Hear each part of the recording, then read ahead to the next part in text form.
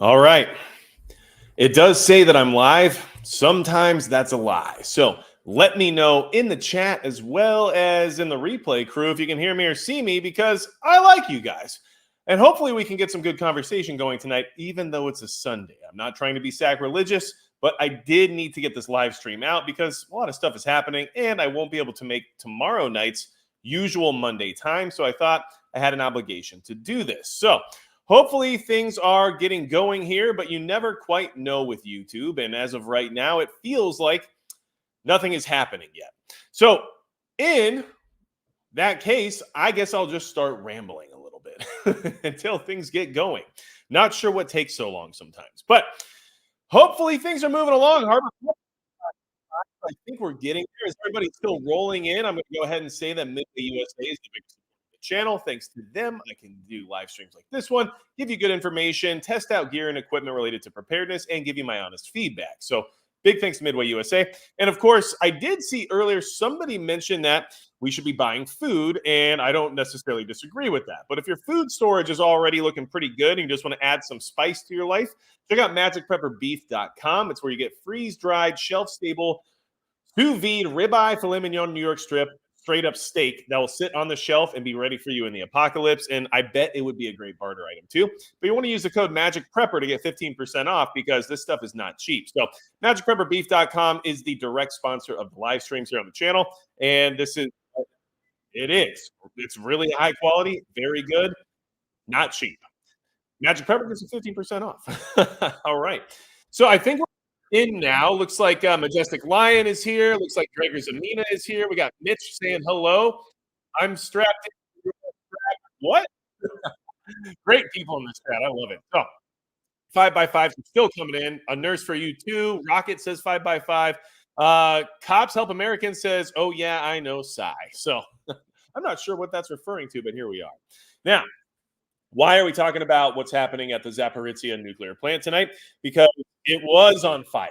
Currently, the report has been extinguished, but this is important because it's not just about the plant being on fire. It's not just about the fact that these nuclear facilities are constantly being targeted, but there is a quid pro quo possibility happening right now regarding another nuclear power plant in Russia, and we can start to see that this nuclear, let's just call it negative exchange, right? In the sense of the big T word that could be unfolding right in front of us. And this is something we have to keep an eye on because these power plants on their own can easily be weaponized. And of course, everyone who's on whatever side of the war they're on knows this. And this is why it's such a big deal because there could be some foul play involved here in the sense of trying to get things moving forward in a nuclear event. So let's start off with the most recent information, which is that the blaze has been extinguished at Ukraine's Zaporizhzhia Nuclear Power Plant as nuclear agency says no risk of fallout. This was posted 25 minutes ago, right? So this is relevant information, very new and current. And of course, I'm trying my best to keep you up to date to what's happening. So this is what we're starting with tonight. A fire at Ukrainian nuclear power plant under Russian control has been extinguished as Moscow and Kiev accused each other of responsibility. The UN nuclear agency said dark smoke billowing from the northern side of the Zaporizhzhia nuclear power plant had followed reports of multiple explosions on Sunday local time. Russia's TASS state news agency reported the fire had been put out on Monday, citing Russia's state nuclear energy company Rosatom. Okay, now here's the thing. Both sides are saying the other is at fault for this. And the IAEA actually has a slightly different story even than what Ukraine or Russia is saying. So we have three sides of the story here, and all of them end up looking bad. But there's some things we're going to talk about in the sense of context related to other recent events, as well as what's happening in the Kursk region right now, that might make you assume a particular party might be involved here. And that's just based on what is currently happening and what has just recently happened. And that's just how you have to formulate your opinions when you're in our position, right? So this is the current up-to-date information according to Russia, right, which we know is not always reliable as a source. This current scenario has been extinguished regarding the fire at the cooling tower at the Zaporizhzhia nuclear power plant. Now, what is everybody saying that happened? What happened? Well, we don't really know because there's some conflicting stories here, and this is why I'm concerned about the direction and the trajectory of where things are going. these power plants are ticking time bombs in many ways, especially in a war zone. And it's not just this Zaporizhzhia plant that you should be concerned about right now, but the stories about what happened to it are very odd. So let's start off with what Ukraine is saying. Okay. Ukraine is stating that Russia started the fire. Russian forces start fire at Zaporizhzhia nuclear plant, Ukraine says. Now, this is from the Kiev Independent. So, of course, the bias here is going to be through Ukraine's eyes. One thing I want you to keep in mind as we go through this information is that most of the Western mainstream media outlets are also reporting on this situation this exact same way. Russia started a fire at this plant. Now, this plant has been under Russian control since March of 2022.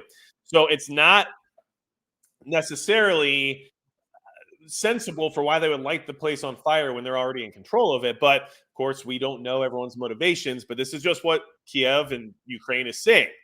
So, a reported fire at the Russian-occupied Zaporizhzhia nuclear power plant was likely started by the Russian military, Ukrainian officials said on August 11th.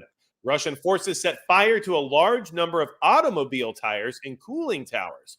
Yevhen Yatushenko, Yevtushenko, sorry, I just couldn't say that right then. The head of the military administration in Nikopol said on August 11th, citing sources across the river in occupied Enerhodar.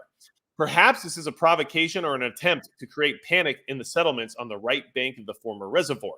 According to Yevtushenko, radiation levels at the plant are normal. Now, also, President Vladimir Zelensky came out and said that he wanted the International Atomic Energy Agency to hold Russia accountable for the provocation. And he said, as long as Russian terrorists retain control of the nuclear power plant, the situation is not and cannot be normal, Zelensky said in a Telegram post August 11th. I find this interesting because we're going to hit back on this a little bit later here, but his next statement is one that we'll have to re-examine here once we have additional information. We are waiting for the world's reaction, waiting for the IAEA reaction. Okay. Now, that's Ukraine's point of view as to what happened here. Anytime a nuclear power plant is being targeted, it should concern you because what could the aftermath of such an incident actually be? What level of escalation would that be, right? I would call that top tier escalation. But the other thing to keep in mind is that this current reactor is non-operational, right? The nuclear power plant there is not supplying energy. It is in a dormant mode because of the dangers of the current war zone that it's surrounded by. But the other thing to keep in mind is that they still need to maintain the ability to cool the nuclear material within the plant in order to avoid a catastrophic situation. So all these things are still a concern, no matter what the operational standard of the power plant is at this moment in time. Now, let's talk about it from the Russian perspective. Jeffrey Starnes, you think the United States would postpone elections if World War III breaks out? Well, I don't think we should. We've held elections throughout many other wars throughout our history, including the Civil War, I believe. So if that were to happen, I would consider it to be very tyrannical in nature and a power grab, to say the least. And it should concern every American if that were going on. And honestly, I don't care what side you're on or who you're rooting for or whatever you think about it, right? One of the things that makes me skeptical about whatever Zelensky comes out and says is the fact that they have postponed elections in Ukraine and he has made himself maintain the presidency regardless of the will of the people up until this point, right? So that concerns me in the sense of your thought process regarding whether or not that's a and just move to do, right? So these are just things to consider. Hello, Cherokee Survival. Good to see you. Okay. Now, what is Russia saying happened? Because I think analyzing both sides of this is very important, especially in this day of, fog of war reporting that's happening. Fire breaks out at nuclear plant after Ukrainian attack. So, of course, Russia is saying that Ukraine attacked the power plant.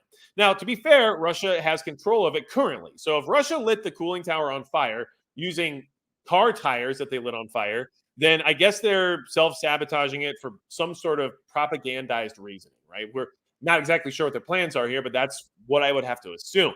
But this is what Russia's saying. The Zaporizhzhia plant has been put into cold shutdown as a precaution while emergency workers fight to extinguish the blaze. Okay. The plant has caught fire after being shelled by Ukrainian forces. The governor of Russia's Zaporizhzhia region, Evgeny Bolitsky, announced on Sunday. The fire is under control, the official added. Shelling, remember that. The fire broke out following a Ukrainian attack on the nearby city of Energodar on Sunday and affected the plant's cooling systems, Belitsky said in a statement. The plant's 6 reactors were placed in a state of cold shutdown as a precaution. The governor continued, adding that there is no threat of a steam explosion or other consequences. Emergency workers are working at the scene of the fire, and the sources of ignition have begun being eliminated. According to the governor, radiation levels around the plant are normal, and there is no threat to people nearby. Okay. Now, kamikaze drones were used in Sunday's attack.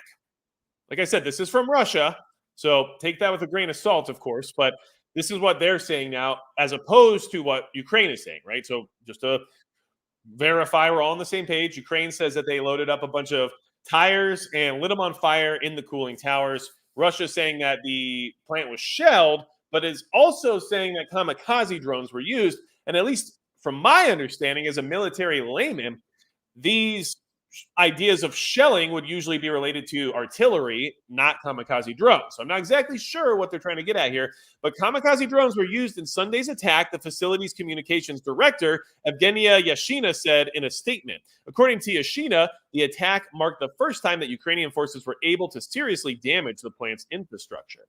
Responding to the incident, Russian Foreign Ministry spokeswoman Maria Zakharova called on the International Atomic Energy Agency to perform at least some imitation of work and ensure the plant's security. Zakharova also condemned the shelling of the plant as a terrorist act. Here we are again, shelling or kamikaze drone within the same statement. So that's Russia's statement on what's happening there. Okay, so what's going on? I don't know. Gregor Zamina, I cannot say that 3 times fast. You are absolutely accurate in that. The Virginia Bushcrafter, good to see you. I know it's Bushcrafter, but sometimes I say Bushcrafter, apparently, and now the entire internet can make fun of me. So what about the IAEA, the people who should know what's happening, right? This would be the International Atomic Energy Agency, the people who are supposed to help maintain order when it comes to nuclear power and nuclear weapons and everything else related to that throughout the planet. Well, their statement on what happened there is a slightly different. Has nothing to do with shelling. IAEA reports hearing explosions near Zaporizhzhia Nuclear Power Plant before fire. Explosions don't equate to tires being set on fire, at least in my experience. Have I ever set some tires on fire before? Possibly. Did I hear any explosions in the process? No. So that's just my personal experience with tires, I guess. The International Atomic Energy Agency has reported that its experts witnessed strong dark smoke coming out of the northern area of the Zaporizhzhia nuclear power plant following numerous explosions on the evening of 11 August. Right? IAEA experts witnessed strong dark smoke coming from the ZNPP's northern area following multiple explosions heard in the evening. The IAEA added that its team had received a message from the occupying administration of the ZNPP about an alleged drone attack today on one of the cooling towers located at the site. No impact has been reported for nuclear safety, the IAEA added. Okay. So, according to the IAEA, at the minimum, you can come to the conclusion that there was some explosions that happened, right? Which makes sense if it's a drone attack or shelling. I don't know why that article that statement from Russia mentioned both. I mean, possibly both were involved, right?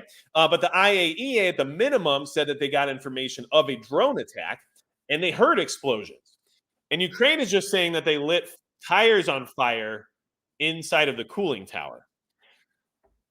So either way, if either one of those is true, this is bad news. Because this power plant has been targeted before. It's been a center point of the Western media regarding, who's at the fault when it comes to a possible nuclear incident. But we also know that it's being held hostage in some ways as leverage, and that there are other nuclear power plants that could easily be targeted in the same fashion. And just so we're all on the same page, just to kind of verify that everybody understands who's got what and where what is and everything else. Just so we're all on the same page here, right? I just want to make sure, okay? Russian forces have had control over the ZNPP since March 2022. In September of 2022, the ZNPP stopped generating electricity for the national grid. On the 1st of September of 2022, the IAEA established a support and assistance mission to Zaporizhzhia to assess the physical damage to ZMPP's facilities, determine whether the main and backup safety and security systems were functional, and evaluate the staff's working conditions in addition to performing urgent safeguarding activities on the site. Since its establishment, the ISAMZ has conducted over 15 expert missions. So, just wanted to make sure everyone was aware. Currently in Russian control, it has the IAEA involved to a degree. At what degree, I couldn't tell you because, of course, we know things are always different on the ground than what's actually being reported.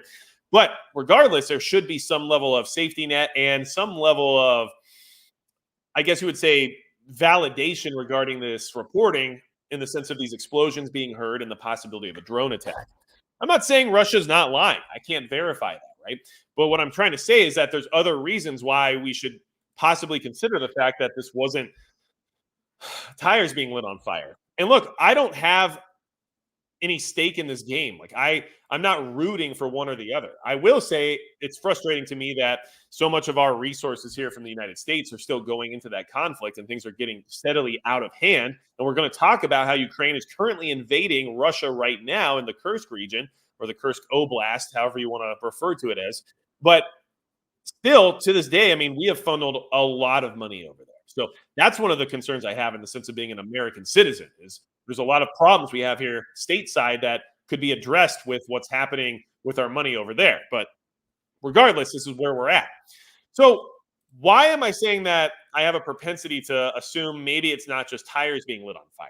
Well, first off, motive, right? What would be the motive for that? Russia trying to gain sympathy from the international community about Ukraine doing things that they shouldn't be doing? I have doubts that they would assume anyone would care, right? It's clear that the lines have been drawn.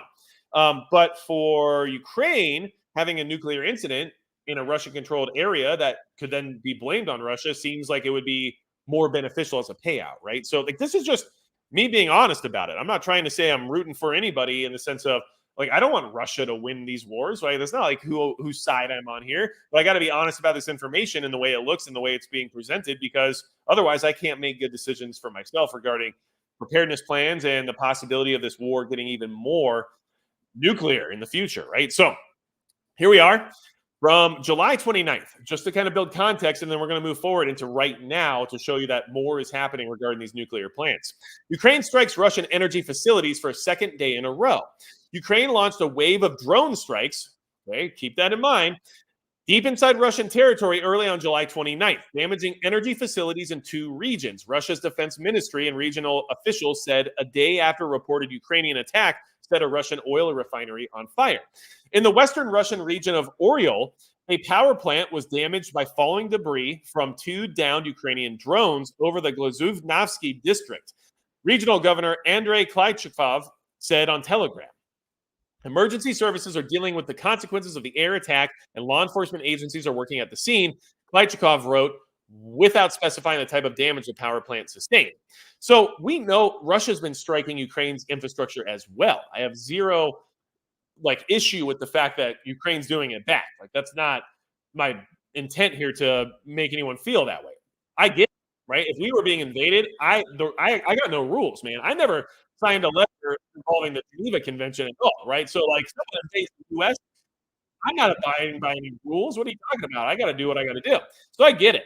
But what I'm trying to say is that this shows that just recently, less than 2 weeks ago, Ukraine was targeting these infrastructural facilities, including power plants and drone strikes, which is what the IAEA and some of Russia, I guess, is reporting happened at this facility.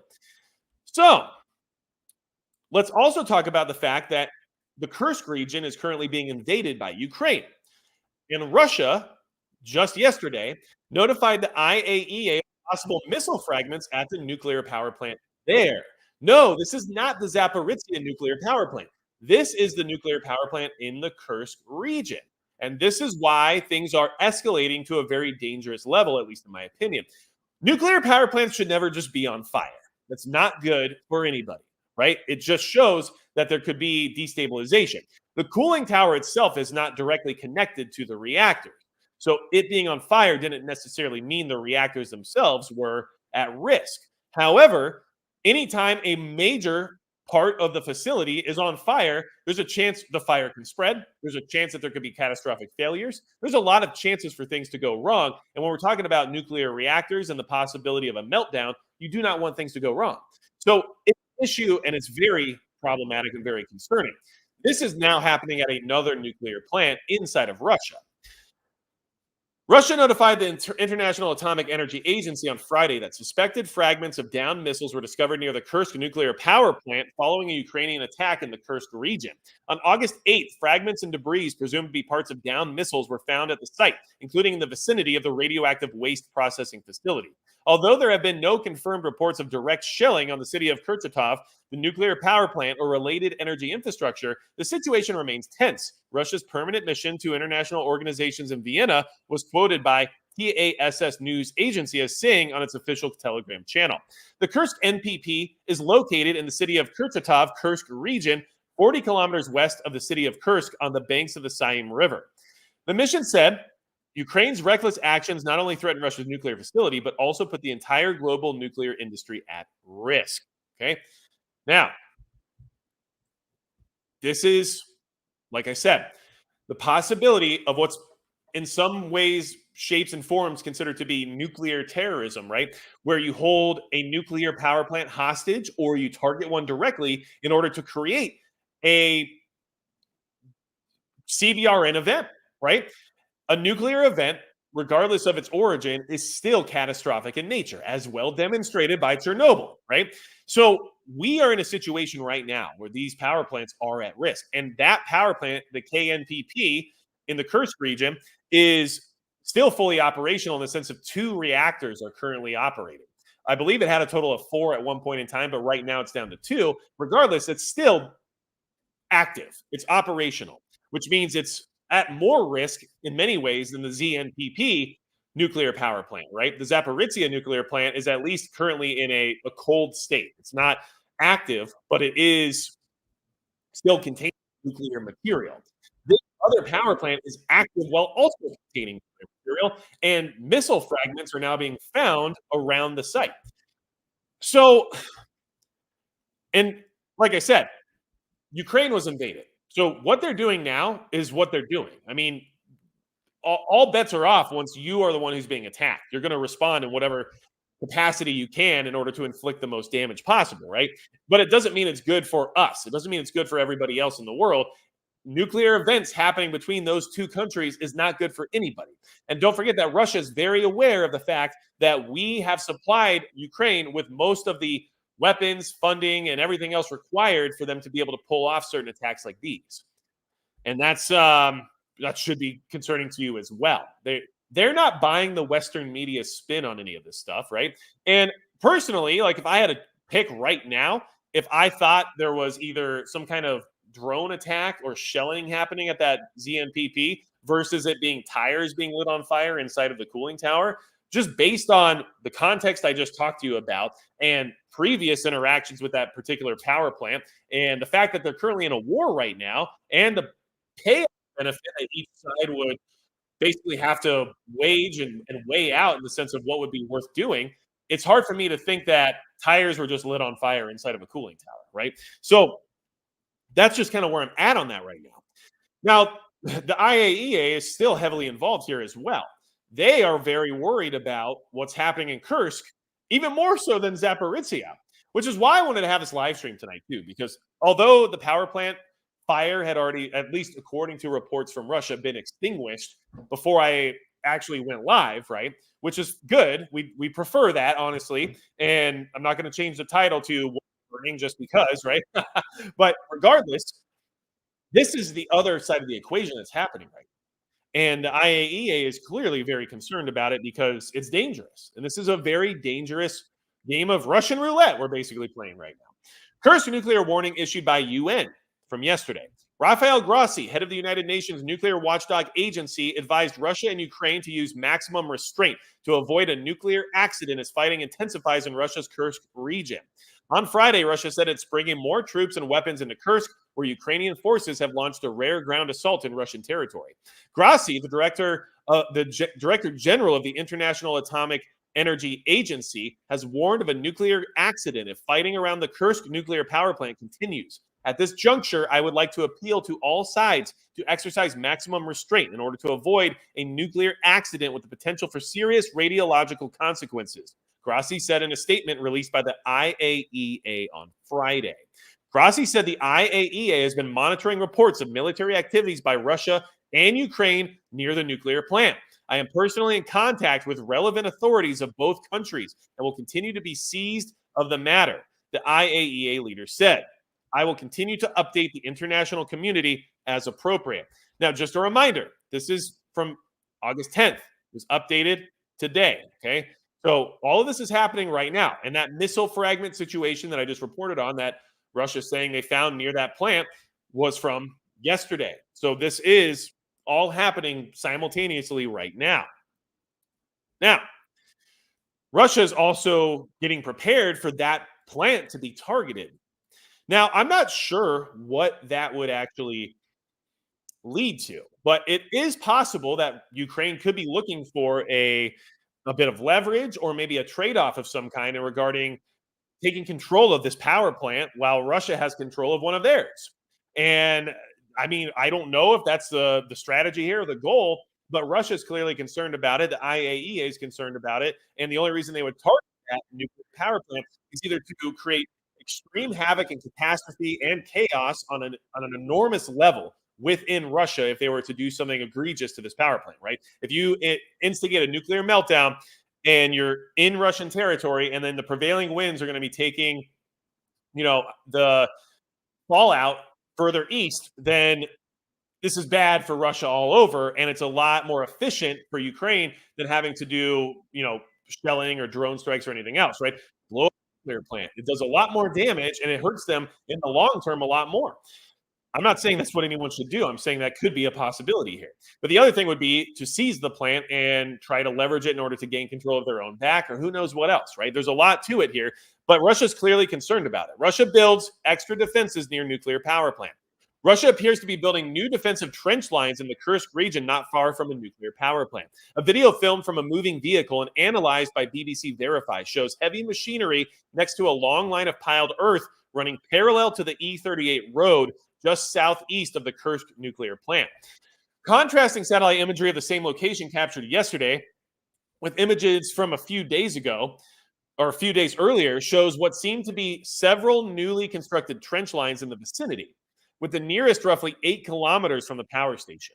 On Friday, the International Atomic Energy Agency urged all sides to exercise maximum restraint, right? So clearly there's preparations being made in order to avoid this nuclear power plant from being targeted or at least being easily taken over, right? So,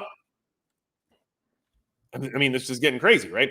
Trigger Bar Philosopher. Wow, this is nuts. Thanks for covering this, Magic Prepper. Well, thank you. I appreciate it. And thank you for making cool videos because I do appreciate those as well. And in case you guys don't know, Trigger Bar Philosopher has a YouTube channel where he does a lot of stuff with guns and firearms and things of that nature. So check him out if you're interested.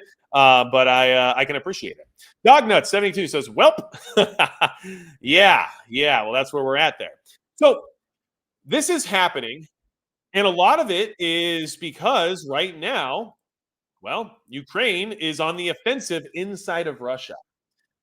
And I did miss a super chat here just a minute ago. Law of the minimum. Thanks so much for that. MP, what would you do if a drone over your property? Well, first off, it would be something I would probably, depending on the situation. If we're in an emergency crisis scenario where I don't believe a drone should be over my property, then I would probably pull out the 12 gauge and do the best I could. If it was, general everyday life, I'd be calling my neighbors to see if they're just flying a drone around or what they're up to. And if it is a heightened awareness type situation and there's a drone in the air and there usually never has been before, I'll probably call the authorities, maybe like, hey, call the cops, let them know there's a drone on my property, ask them what I should do about it, just to put it on the radar. And then if it lingers too long and I get uncomfortable, well, out comes the 12 gauge again, because that's about as good as I got right now. Or I'll get one of my cheap little tiny drones out and try to kamikaze that thing, So, moving on. In case you didn't know, but yeah, it was in the title of tonight's live stream. Ukraine invades Russia. right? There's a counter invasion occurring right now in the Kursk region where that nuclear power plant is, which is why a lot of this escalation is very concerning for it all to be happening right now at this exact same time. So the Zaporizhzhia plant catches fire either because someone lit tires on fire or because somebody hit it with drones or shelling. We don't know the exact story, but something made that power plant catch on fire. Now we have a power plant in the Kursk region that has missile fragments nearby that are being reported by Russia as existing, which you can't always trust, of course, but that's what we have to work with. And it's all because in this exact same period of time, we have Ukraine invading Russia. Now the offensive, the counteroffensive, has moved over the border from Ukraine into Russia, where a lot of fighting has been going on. And that's why things are really starting to heat up because now we have nuclear power plants being involved. We have Ukraine inside Russia conducting war in their country, which is obviously an escalation, not according to the Pentagon. Hold on, we'll get to that. The U.S. doesn't think it's a big deal. We're going to talk about that for sure. But one thing I will say is that never forget Russia 100% understands that they're using NATO equipment, NATO training, and NATO funding to do what they're doing right now, which makes it a problem for anybody involved with NATO, aka if you live in the US or most of Western Europe, that's you. Okay. So Ukraine pressed ahead with a military offensive inside Russia on Friday, while Russian forces scrambled to respond to the surprise attack that has forced thousands of civilians to flee their homes. Video on social media showed long lines of Russian civilians driving out of villages in the western region of Kursk, where Ukraine launched the operation on Tuesday. Russia has canceled train service in several parts of Kursk due to the fighting. In addition, videos show Russian civilians pleading for help from Russian President Vladimir Putin and the Russian military, saying they fear for their lives. Don't forget, in an shtf or invasion type scenario, and you're out in a rural area where you don't usually have emergency services, you're not going to get help right away, no matter what the situation is. If China paratroops right on my front yard right now, the U.S. military is probably not showing up as quick as I would like, right? So that's just something to remember. This is real life. That's what's happening to those people right now. Russia, Ukrainian, and U.S. officials all acknowledge the fighting, but details still remain sketchy. In his nightly video address, Ukrainian President Vladimir Zelensky said Russia brought war to our land and should feel what it has done. Ukrainians now know how to achieve their goals. Now, since then, Vladimir Zelensky has come out and actually said that, yes, we are in Kursk, and yes, we are fighting Russia, and yes, we are doing it, right? And that's what he's done. He has these nightly addresses he does.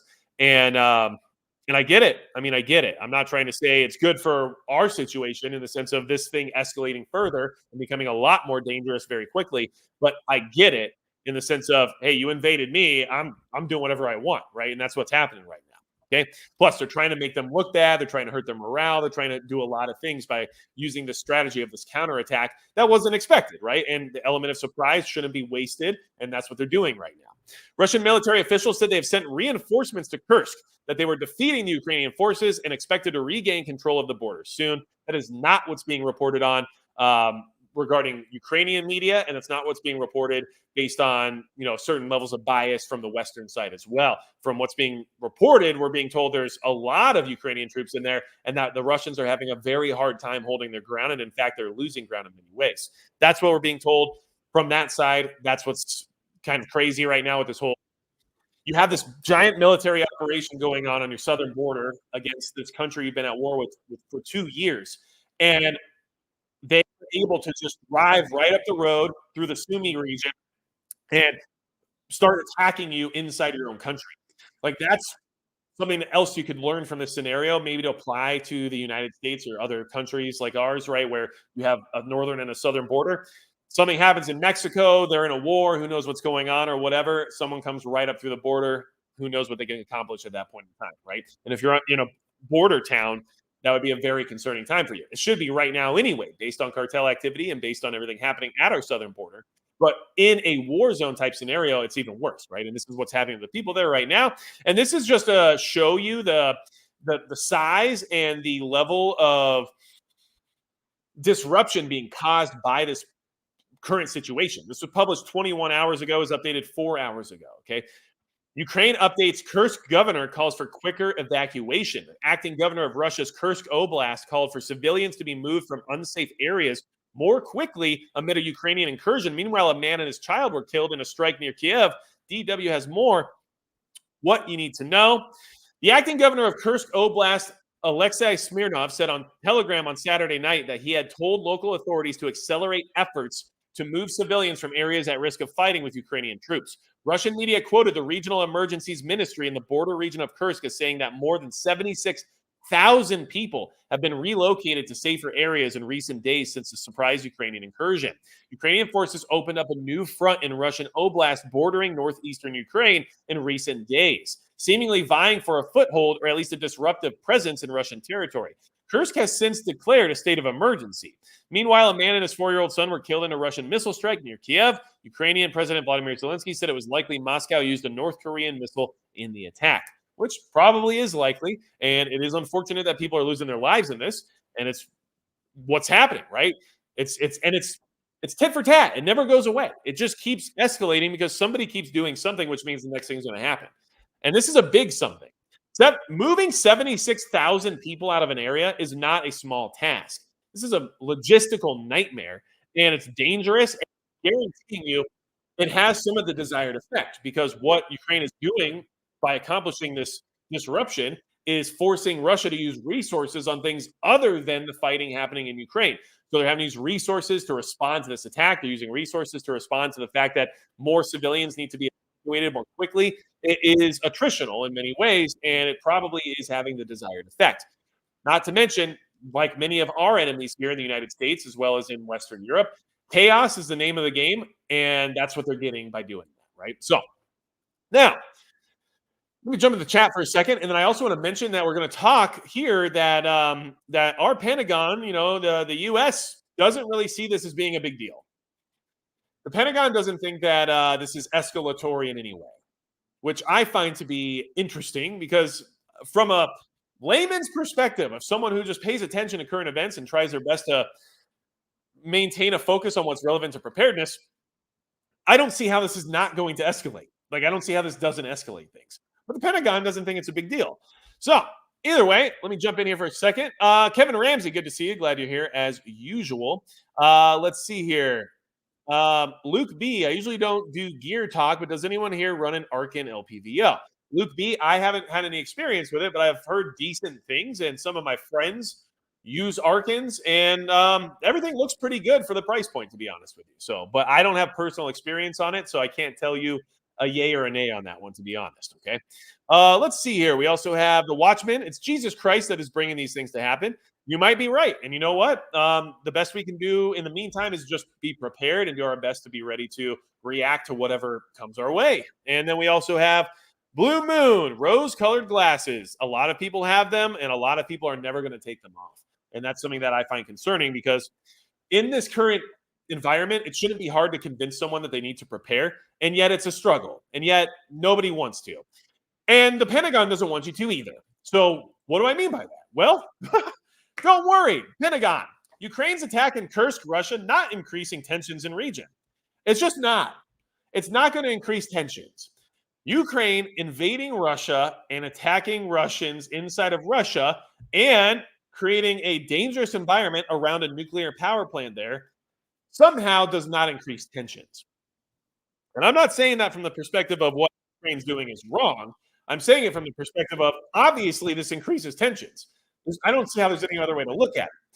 Ukrainians are aware of U.S. policy, what we are supportive of, says spokeswoman. Oh, well, obviously, I guess we're supportive of this. That's what we're being told.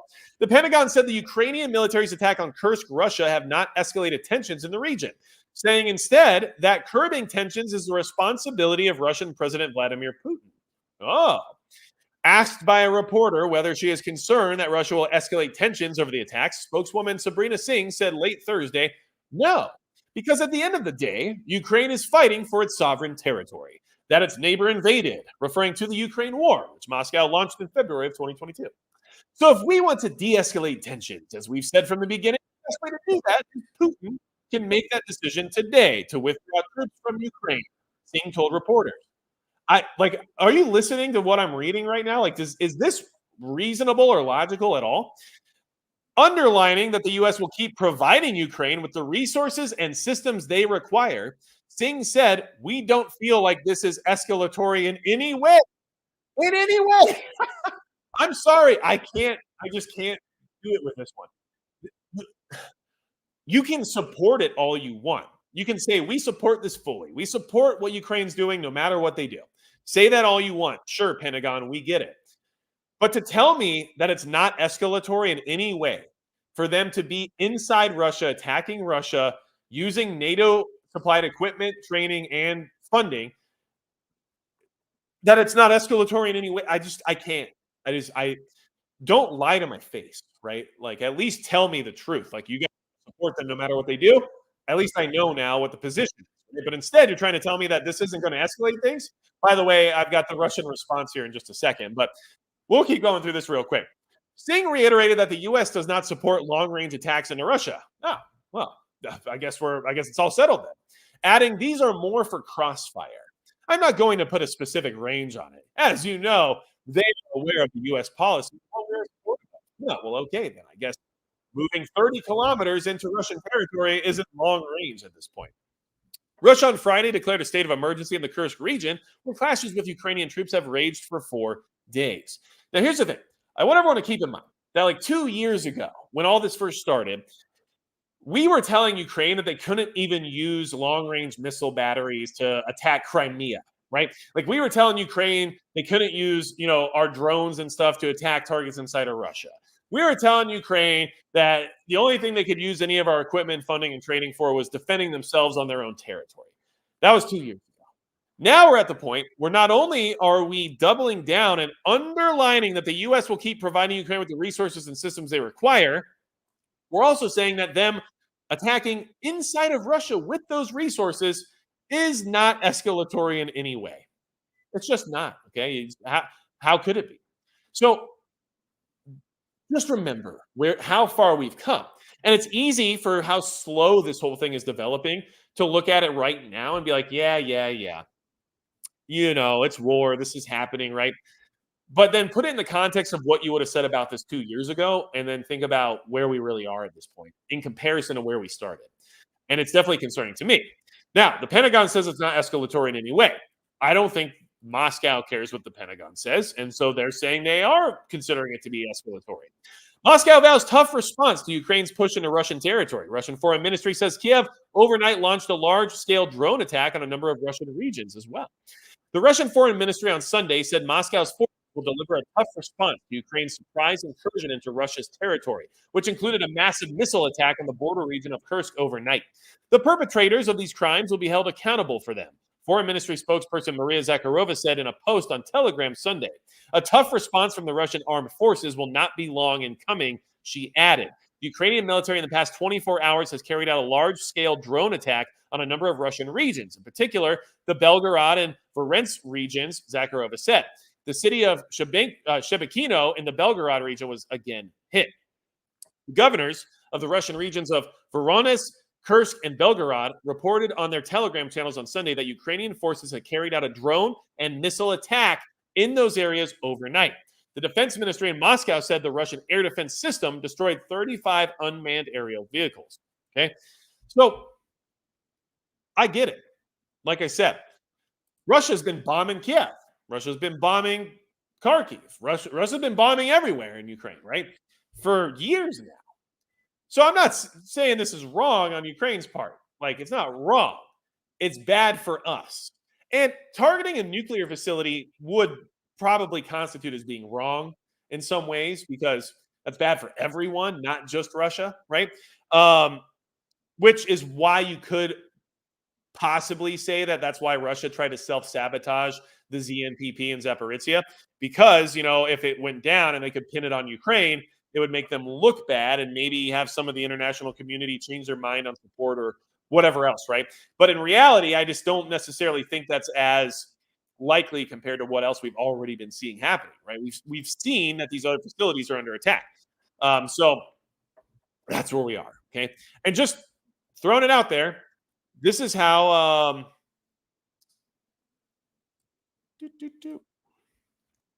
this is how far they've gone into Russia at this point. Also, let's see here. Somebody just said something I caught for a quick second. Linda Scott, who prepped today? I got 2 dehydrators going right now with chili peppers, canned 8 jars of spaghetti sauce, and vac sealed tons of veggies, all from my garden, working my ass off every day. Good job, Linda Scott, and I'm proud of you. That's awesome. You did a lot.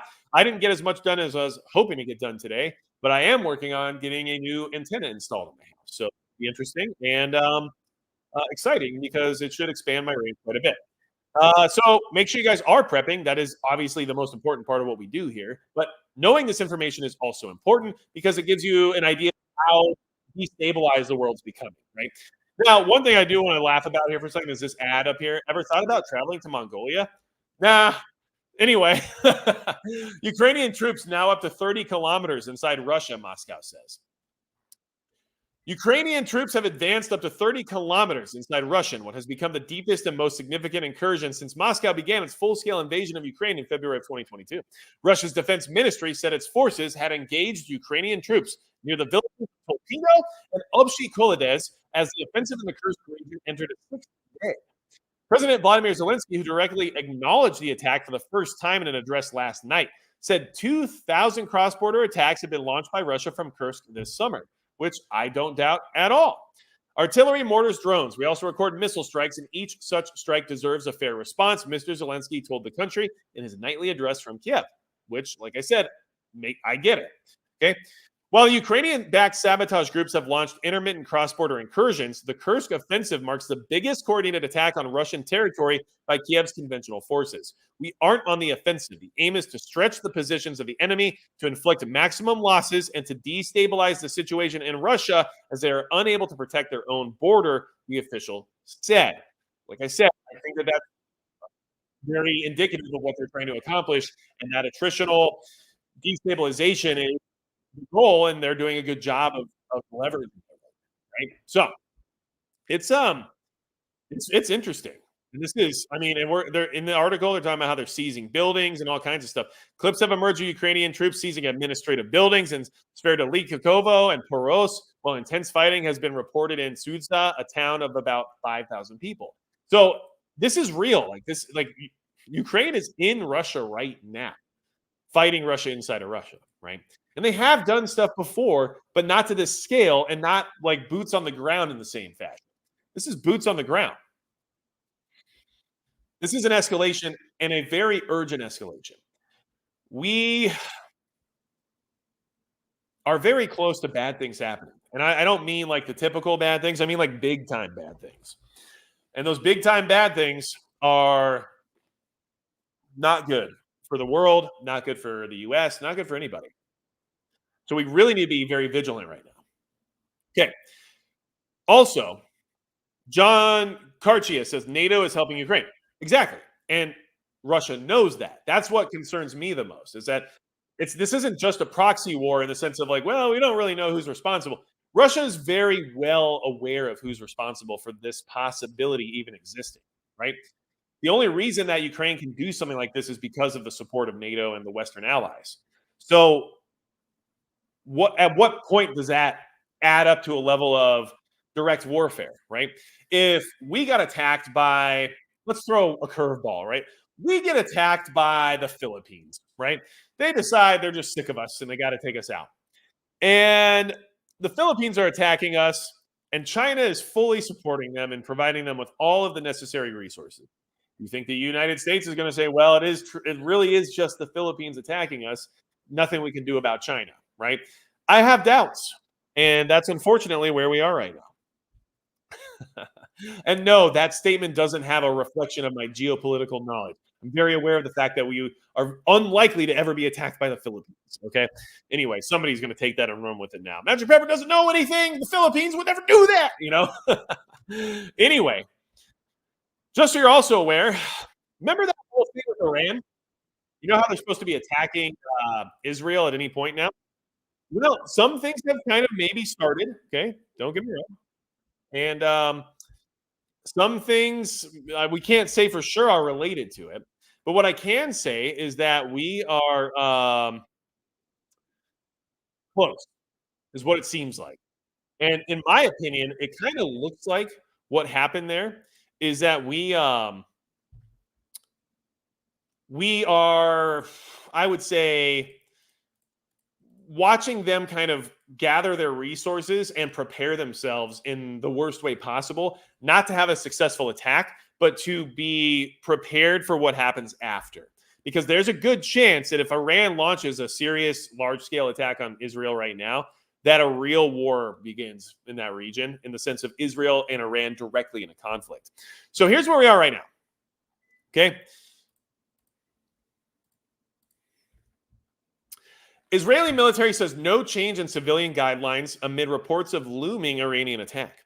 Now, this looming attack has been looming for quite a minute, but we have inside information telling us now that it's supposed to happen within the next few days. That's what they said last time, but this is updated, so it needs to be at least discussed, right? The Israel Defense Forces said Sunday its instructions to the public have not changed amid a possible retaliatory attack from Iranian forces after the assassination of Hamas political leader Ismail Haniyeh. The IDF and the security establishment monitor our enemies and the developments in the Middle East, with an emphasis on Iran and Hezbollah, and constantly assess the situation, IDF spokesman Daniel Hagari said. Okay.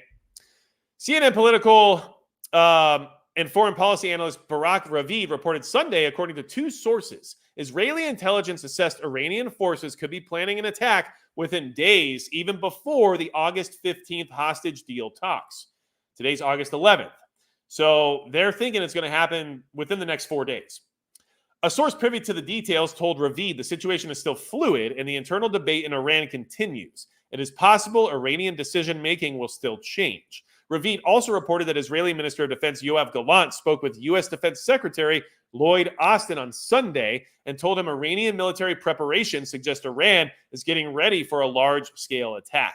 A source with knowledge of the call said. Okay. Now, one thing to keep in mind, this might be what Iran does. I don't know, but it seems like anytime word gets out of when they're going to attack, they wait. Because, well, if you lost the element of surprise, what's the point? Basically just wasting money at that time. So it's possible that this gets pushed back even further now because, well, the information was leaked, that it was found out that they were getting ready to do it. I don't know, but that's just my speculation based on recent events and the fact that they've been holding off for so long. But there are other things to keep in mind. We talk about on this channel how certain movements can give you a heads up as to what's really going on, right? One of those movements is carrier strike groups and naval deployments in the region, right? Now, someone did mention to me recently, I want to say it might have been Zoomer Prepper or somebody else, but if it's not you, I'm sorry. Either way, somebody mentioned that, this is normal behavior for carrier strike groups to have these deployments and to do these changeouts, right? Which I agree with. This is normal in the sense of we move stuff around on a regular basis. That's just how it works, right? But we have to keep context in mind as to what's happening in the region right now. The region's very unstable and dangerous. And so anytime you see overlap there, anytime you see additional strike groups showing up or additional assets being deployed, it could give an indication that there might be more to it, right? So U.S. is to deploy guided missile submarine to the Mideast and hasten its strike group's arrival. So we have already talked about how the Abraham Lincoln strike group was on its way in last week's live stream. But now we're hearing that the Pentagon wants it faster, which to me says that this could be a red flag. U.S. Defense Secretary Lloyd Austin has ordered the deployment of a guided missile submarine to the Middle East amid escalating tensions in the region, the Pentagon says, taking the rare step of announcing the movements of a submarine. In a statement, the Pentagon adds that Austin has also ordered the Abraham Lincoln Strike Group to accelerate its deployment to the region. So, and just remember, right now, the USS Theodore Roosevelt Carrier Strike Group is already there, which means like we're going to be at 2 for a minute. And 2 is the bare minimum requirement for war, which we saw during the Gulf War and during other deployments in that region. But 3 would be like, we are definitely at war. So, I mean, just keep that stuff in mind as things move forward because it's a good indication of how close we are. And then there was sirens going off in northern Israel just recently here, and there was rockets being fired. So I don't know if this is related to the Iranian counterattack, but I doubt it because it doesn't seem to be of the level required for it to make an impact. So these seem like missiles being fired from Hezbollah and possibly some other groups, but this is what we're being reported on right now. 10 rockets said fired at north, some down, some impact and caused fires, but not injuries. Reports indicate over 10 projectiles were fired towards the western Galilee in the latest barrage, with some intercepted and some falling in open areas. The reports say there have been no casualties. Fires have broken out, however, near Moshav Avdan, according to Ynet. And then we also have another rocket attack that just happened just tonight as well. Also in Israel, IDF says 30 rockets were launched, no casualties. Hezbollah claims responsibility. The IDF says around 30 projectiles were launched from Lebanon toward northern Israel in a nighttime volley. Several of them landed in open areas, and there are no casualties, the army says, adding that it's striking the area from where the rockets were fired. So they're fighting back already regarding this particular strike. So I don't think that this is the Iranian counterattack. It doesn't seem like it. But that area is so destabilized right now and has so many enemies that we're going to see these attacks continue, regardless of who is actually pulling the trigger. And just so everyone's aware, let me pull something up really quickly here, just because it's always good to have this reference, right? All right. As I try to do my hacker typing so I can seem like I know what I'm up to. Okay. So, just so everyone knows, I'm going to share this map real quick to give you guys a little bit of a visual reference here. So here we have Israel, right? And then up here is Lebanon. So that's where these missiles are coming from. That's where these rocket attacks are coming from. They're hitting in northern Israel. That's where the sirens are going off. So just giving everyone that, concept of where these things are happening. Lebanon, Hezbollah, that's all up here, right north of Israel. The crazy one is the Houthis, because the Houthis are way down here in Yemen. Okay, so here's Yemen on the southern tip of Saudi Arabia, and they're also striking Israel. But Yemen has to go over Saudi Arabia, or I guess, over the Red Sea to make it to Israel. So there's a lot of possible collateral damage in the mix here too when these things keep going off the way they are. So just be aware of that. It's a regional conflict. It's not just Israel at this point. You have multiple countries that are in multiple geographic locations, all involved in strikes on each other at this point in time. And even the current countries who aren't necessarily involved or are neutral, like Saudi Arabia at this moment, are still in the crossfire, which means that things can happen, which means more involvement is likely as things continue on. And that's where we're at in the Middle East right now, right? So we have a very escalatory amount of action occurring in the war in Eastern Europe right this second. Power plants aren't supposed to be on fire, especially nuclear ones. The Zaporizhzhia plant is supposedly extinguished now. That's what was reported by Russia, so that's all we have to go off of. But the fact that it ever caught fire in the first place is concerning, especially to the degree that it was. I mean, that cooling tower was burning. That was not just, a electrical fire that somebody plugged the wrong coffee maker into the wrong outlet, right? But the other thing is that the multiple reports on different reasons for why it happened, the different types of attacks that are being reported on, and the context of the fact that Ukraine is currently in Kursk in an invasion of Russia, right? I mean, they're giving it back. I get it. But that doesn't mean it's good for de-escalating. It is far from it. In fact, I completely disagree with the Pentagon in this one and have to admit that this seems escalatory to me. For them to say that, I mean, I guess we're just at the point when we're assuming that, and this is probably true, and you guys can let me know in the chat what you think about this, but there's a percentage of the population, right? Here's one side of the population, here's another, okay? There's a percentage of the population that no matter what happens and no matter what anyone says, they will believe the official story no matter what. And I think we're at the point right now, and this is just unfortunately where I actually believe we are as a country. I think we're at the point where the majority of people are actually on that side because I don't know, public school or just lack of parenting or lack of reading, I think is a big part of it, because reading not only helps your intellectual capacity, it not only helps, spur your mind in the sense of thinking and critical thought, but reading also provides you with a lot of examples of authoritarianism and tyranny and dystopian future societies that we want to avoid. Right? It also often can teach you history, where you can see how things have worked out for some of these societies where things weren't very free, let's just say. And I just don't think we have that anymore. And I think a huge portion of our population, honestly, will just go along with the official narrative no matter what, because, well, why would they lie? Right? And why would it be incorrect? So I believe we have crossed the Rubicon at this point to where the powers that be, people who are in authoritative positions, have realized that they're only actually broadcasting to that percentage of the population who's going to just listen to them anyway. And guess what? They figured out that it's over 50% now. So they don't have to hide it anymore. Because as long as it's over 50%, well, I mean, we're talking to the majority, right? So the majority wants to hear this because that's what they're going to expect. And that's what they're going to believe. And so now that the majority is on the same page as, the Pentagon when it comes to this particular situation, why say anything else? Why not just let them know that it's all going according to plan, right? So that's where we're at. And I don't like it, but I think it's true. All-American Prepper says, I'm absolutely correct. Well, I don't hear that often in my life, so it felt good to say it out loud. Hello, Hunter Moon. Good to see you. I am sorry that maybe it's a little late because we're at the hour mark and we're probably going to wrap things up here. But I'm glad you made it, and I'm glad I got to say hello. So let me know in the chat, especially replay crew. You guys are awesome. Make sure you check it in the comments below. Let me know if you really think this is moving us towards a very dangerous territory. I honestly believe it is.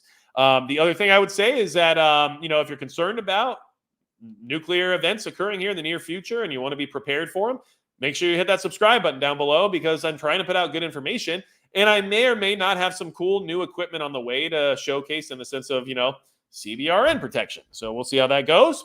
And then I also wouldn't mind if you gave me a like or a thumbs up and possibly shared the video because, it's a Sunday night. Things are weird around here, and I feel like I have to ask for the additional support because I screwed up your Monday night, right?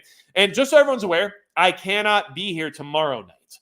I did see someone earlier, I want to say it was Recon, saying, 2 lives back to back.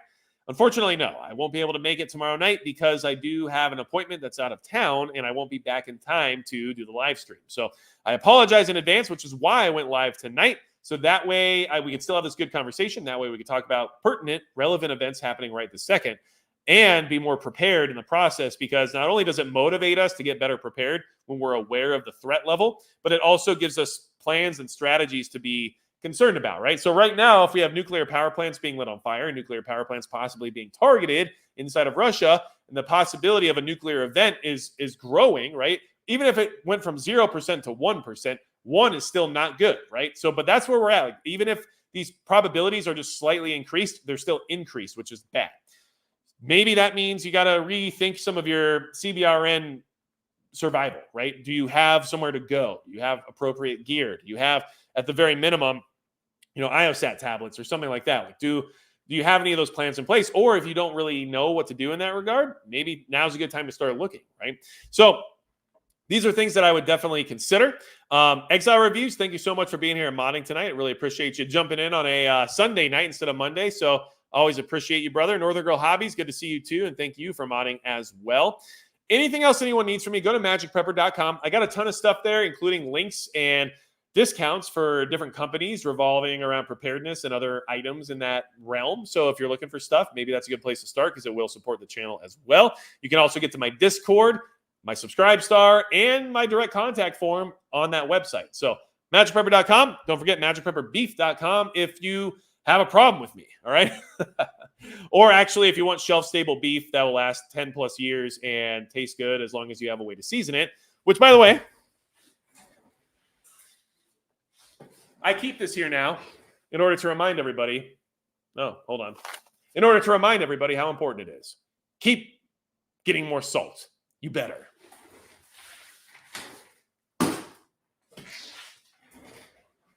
It's an important part of everyone's life. You'd love to see me in Rumble? I'm on Rumble, but not really. More to come. That's going to be it for Magic Prepper.